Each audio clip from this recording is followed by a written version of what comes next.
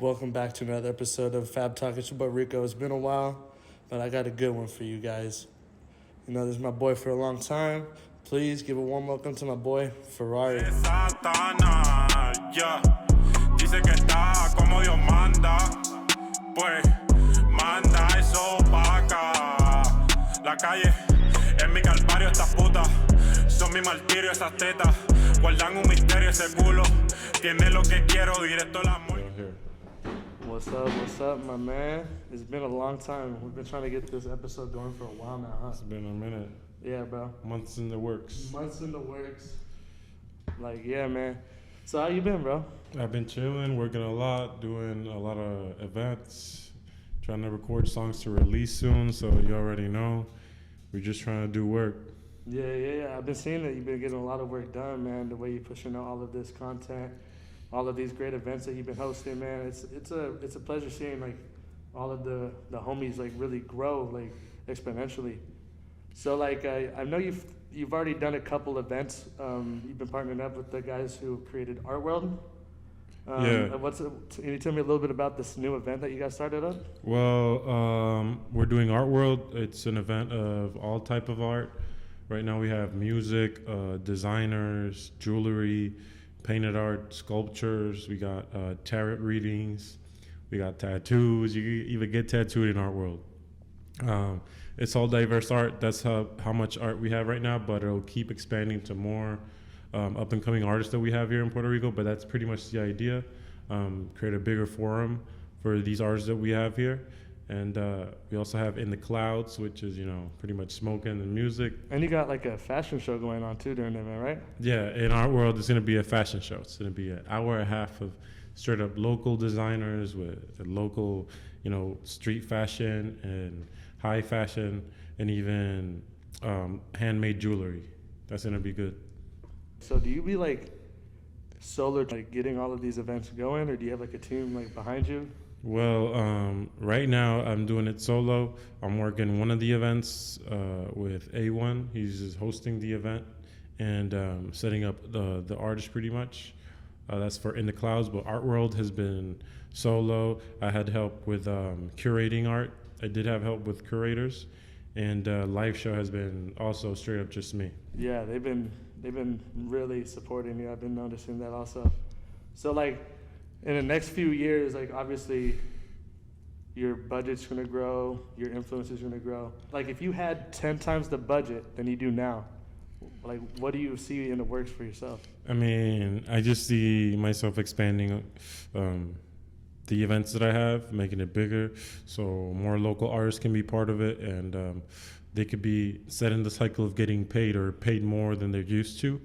And people know that if you want really good art from up-and-coming artists, whatever it is, you have to go to Art World. You want to listen to good music, you want to see people dancing, you want to see designers, you want to see handmade everything, just Yeah. Art World. Art World, everything, yeah. So what you been up to in the last like 3 years? I know we had a pandemic going on, post-pandemic, like before, like what were you doing in those times? I release at least a few songs every year, no matter what, even in pandemic years. I released 3 songs. Yeah, so you had like Album Ying. Oh, That okay. was released in February 22nd this year. But that was still a pandemic going on. Yeah, for sure. And it's pretty much dance hall, it's heavy trap with the usual shit I do. Yeah. And there's colorful stuff, which you're not used to at all, which is just lovey-dovey, non-trap shit, singing and whatever. So you should really fuck with that album. There's more coming up this month in October. In addition to Art World, there's music coming in, and don't forget that Ying is still a good album. There's actually a video EP of the album, so almost each song has a video behind it. So go to YouTube and check that out. Check that shit out. We'll have it linked in the description for sure. Yeah, like I want to go back in memory lane, because like I've known you for like about 5 years now, and like 3 years ago you were like really moving along with Gabby Chuleta, Trece, Watson, Ralph, Omar, and all of them. Yeah, you hold the guy. Yeah. So like 3 years ago you dropped a mixtape with Watson and them, and then you go on working with Jose Yellow. Like what was it like working with all of them back in the day and like the early upbringings of like the underground trap scene out here? I feel it was just straight up work. It was working everywhere. There was always something to do, a studio to go to every day. I actually met Jose Yellow and Trece the same day. We went to record an idea we had. I was speaking with the producer Avila. La Tengo, right? Yeah, and Yeah. then we just met then and there, and we recorded that in like half an hour. Everybody just did a one take, and that song came out. Yeah, that was like really like a time that you had to just be there, like to understand, because like the energy was so different back then. Like people were coming in so hot, like, but it was like a different wave because like people still going hard now, but like it was just a completely different time. It's just like La Tengo, the energy, like when y'all were performing that shit, like mosh pit, like everybody was just going fucking crazy. Yeah, mosh pits were crazy. They were On fucking trap, wild. everybody was jumping around and Yeah. hyped with La Tengo, and Dubai was a hype Dubai, song. bro. Yeah. That had everybody crazy. Crazy And as fuck. we even mixed our type of trap with bands, and they fuck with that shit too. Yeah, dude, that was definitely like top tier like time, in my opinion. Like just watching the process of everything like unfold is crazy, especially what it is now, because you're so much organized. Like I see now, like you might have been already organized back then, just doing your thing, like perfecting your craft. But it's just now like it's like very tangible. Like you can see it. You could all the fucking work you're doing, man. It's Yeah. like insane, bro. Like you're getting results. Yeah, these results, like even though like y'all were getting like super buzz like everywhere, but it's just like now like I feel like there's more fruits to bear off of this now, like to grow exponentially like you already have. It's just crazy to see in 3 years, 4 years that y'all have done this shit. It's crazy as fuck. Y'all been in this scene, Yeah. been making this shit happen. But like, what's changed? I mean, I guess speaking on my part, what's changed, I mean, I guess closed doors, open your mind, and people say no, and you learn how to say yes to yourself and just believe in whatever you want to do. I mean, I started to create events because I wanted to get booked, and I created my first 2 events for just me. And then when I got results, I started expanding to doing events where everybody could benefit from it. And I just want to keep doing what I'm doing. Like the formula I got, I'm just gonna keep working that shit for real. Yeah, you just gotta keep doing that shit, bro. I really admire that about you. Your persistency and the way you hold yourself is very professional. Like it's an honor to be able to sit down here and talk to you, because like I know you're already doing big things, but I don't know. I just feel like you're barely at the tippity top. You keep going up. Like there's no stopping this shit. Like the growth is real, man. But so like if you had Appreciate that. if you had advice to your younger self, like let's say like 10, 11 years ago, like what would you tell your younger self? Don't waste time. Every minute counts. That's a fact, yo. Dude, that's a fact, yo. The way that like when you're really enjoying and catching yourself, like lost in your work or whatever you love to do, is just it literally passes by in a blink of a fucking eye, man. Yeah. And so much happens that in such a short period of time that you're just like, what the fuck? It's like a whole ass movie that just happened. Swear to God, For real. some crazy shit.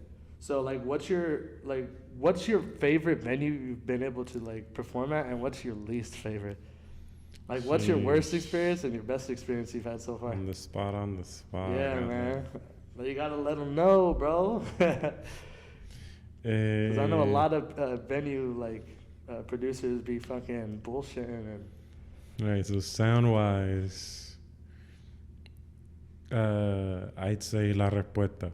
That shit sound wise is fucking great. Yeah. It's a huge place, but Yeah. sound wise and how they work the sound, it's like un mini choli. Yeah, literally, yeah. Un mini The choli. vibes there might as well be, bro. Like, swear to God. Some of the craziest parties have been in there, as like I remember. Yeah, and it's a pillar for the music scene here, for real. And the least,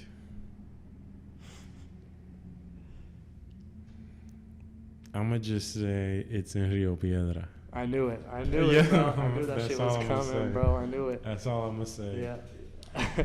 If you go to Rio or you're musically inclined to go to spots in Rio that have live music, you probably know what we're talking about. Yeah. But yeah, man, like I personally thought, like, bro, like it was like going back onto what we were talking about earlier, like, dude, I can't get over how influential that time was for everybody, bro. That shit was fucking crazy. But like some projects you're working on now besides like the art world, like you doing anything else in your personal time, like? Right now I'm working on some singles that are coming out right now. Next one is called Sata Nas. It's gonna be SATA line NAS, and it's gonna be some stripper shit. Some stripper shit. Hopefully we'll have bitches dancing to this shit for real. You might hear that shit at District. So like when you first got started in the music industry, like what was that like for you? Like coming in like with your own flow, your own influence. In the beginning I was just kind of building, and you were exploring a lot of things. Like 7 years ago, I saw that you dropped one of your singles, Fake Friends. Yeah, that's the first song I dropped, like anywhere where everybody could listen to something. But you had other songs for your personal. Yeah. I remember in that time, Metro Boomin was kind of putting out like tracks. Yeah. And it was like free. Like you could use his tracks and he wouldn't claim them. I used to practice with those beats. Oh yeah? Yeah, like he had a few songs. I remember I only used one of them, which is, I think it was American Horror Story. That one was yeah, I saw that also. That was one of those Metro Boomin free beats you could use. And another one was I forgot the name of it. It was like a city song, like the city's difficult type of song. Okay. But that was before I even thought about Fake Friends. I was just trying to write around. Yeah. I noticed that like your flow is very diverse. Like you're able to catch a flow like pretty easily. Like I feel like all of the songs that I've heard are very diverse, but they all sound fucking good. The way you deliver, like all like when you're recording, the way you deliver, it's all confidence. So like I feel like when you keep that tempo on when you're recording and it comes to like the consumer like me, like I feel like you keep that tempo, so like I'm not likely to change the fucking song, you know what I'm saying? Like It's like got me hooked like from the beginning and I want to listen to the whole song. But like where do you get like your influences like growing up, like musically wise, like? I'd say I got influence from my family. Parent wise, maybe salsa. Brother wise, rock. And myself, my own raising, I'd say rap. So that kind of all mixed together because I liked everything I was listening to. But what influences my songs right now is that there was like no heavy shit like to fucking sing to when you was like mad or something else. There was only like extremely happy shit and that was it, or dance shit. Yeah. And that was it. And I was like, yo, bro, like sometimes you go through hard times. You want to like sing. Your darker side. Yeah. Yeah, you want to like, sing shit for hard times. Like, like fuck this bitch, or this bitch a hoe, straight up. Like, yeah. She looked like an angel, but she a hoe. Like, she a hoe. Like, come on, okay. So it's all the difficult times in life or whatever. I'll try to throw that in with just like heavy beats, just like dark shit, dark lyrics. So straight up, just like trap golf. Yeah. So growing up, like, so where are you from originally? I'm from Dorado. I was raised there, but I mostly went to school in Vega Baja. In Vega Baja? How was it like growing up over there? Vega Baja, I'd say, is a heavy city, I guess. Yeah. Heavy on crazy shit. Not to elaborate too much. And just you learn some things. Yeah. And yeah. But I was in Dorado up to like, I'd say 6th grade. After I graduated elementary school, I went to another middle school. And from middle school, then I graduated. So the whole process from middle school up, I was like straight up Bea Baja Manati. Yeah, I mean, I would definitely cut class for real. But I just paid attention when it mattered in class. Yeah. I never wrote down anything, so I always got like my straight B's and C's. I never got straight A's, but I mean, I paid attention, got high, It's did crazy what I that you did. say that, like you didn't write anything down, because like you're very organized now. Yeah, for sure, for sure. I just made shit. I just didn't want to waste my time writing things. I just wanted to pay attention to the important things, and I skipped class the rest of the time. And then when the test came, I was just like, I just gotta be or whatever. Yeah. And then I just went smoke right after. But But where do you get that like influence now that you're so like organized and you write everything down and mistakes, I guess. When you calendarize shit, you know how much time you got left in a day. When you write down, you know what's left. You know what you left out or what you don't. Sometimes you know who paid, who didn't pay. You know, it lets you know. Like you write it down. You don't make mistakes. You don't make assumptions either. You know what you have, and you have the data right there. yeah. So writing down helps you out, and just by using a calendar, you know how much time you're wasting every day for real.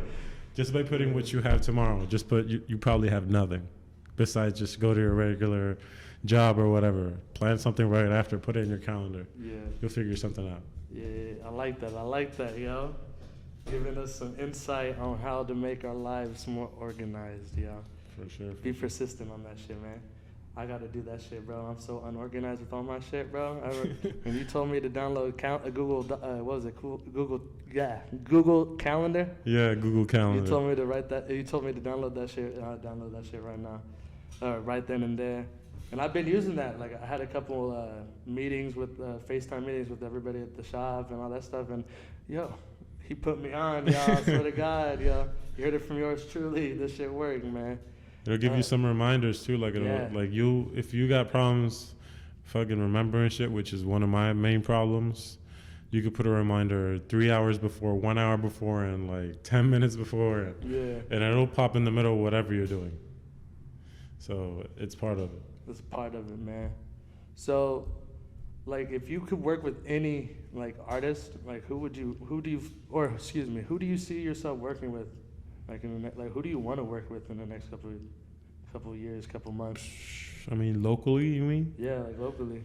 Locally, I work with everybody in the underground for sure, but somebody that's on the rise, just because he be on his crybaby shit. I fuck with Jay Wheeler. Jay Wheeler, okay. Yeah. Like I think if I do some dark shit, his sad shit would like mix with it. Yeah. Because I don't know anybody else that has like that heavy shit. Yeah, so you're staying true to that for like this time. You're gonna just pump out whatever as much heavy dark shit right now. Yeah, whatever happens, but I'm gonna just do that till the end of me. All right, I like that. Everybody's got their sound. This is what I'm gonna do. 100%. Yeah, facts. And there's a lot of people out here that be trying to steal other niggas' flows, yo, I swear. And that's what is very refreshing to see now and before, like. Here locally in Puerto Rico, like, bro, there's nobody that sounds like the shit that we do. Like, it's just flat out like dead ass, man. But one thing that I see is that, like, sometimes when people catch a flow, they get stuck on that same flow, man. And sometimes I feel like it plateaus. How do you see yourself overcoming if that situation were to arise? I mean, I've also, besides doing that dark shit, I always do some of that different stuff. I got one more song coming this year that's definitely not going to be as dark as usual, and it's going to surprise a few people, but for sure it's never going to plateau. I like that. There's always going to be an alternate facts. Because sometimes you got to adapt to survive, to grow, to prosper, man. In your own way, In your own way, because if you don't stay true to yourself, man, you just fake as fuck, bro. It's crazy, bro. Like, bro, like we've had like some really like long conversations like outside the shop on Louisa Street, like, you know, just cracking shit up, man. And like one thing that you've like really like taught me, man, is like besides being more organized with myself, but it's just like knowing what I want to do, like, and not being afraid to ask like for help, you know what I'm saying? Like because if you don't ask, you don't have these opportunities that will arise if you don't. You know, like vice versa, it won't happen. But if you do take the chance, like it really will be fruitful. Like you'll be able to grow. You'll be able to see that new doors open up. And like, you know, I appreciate that shit, man. Like you really showed me, like, bro, it doesn't hurt to fucking ask. You know what I'm saying? And like when you were trying to get us to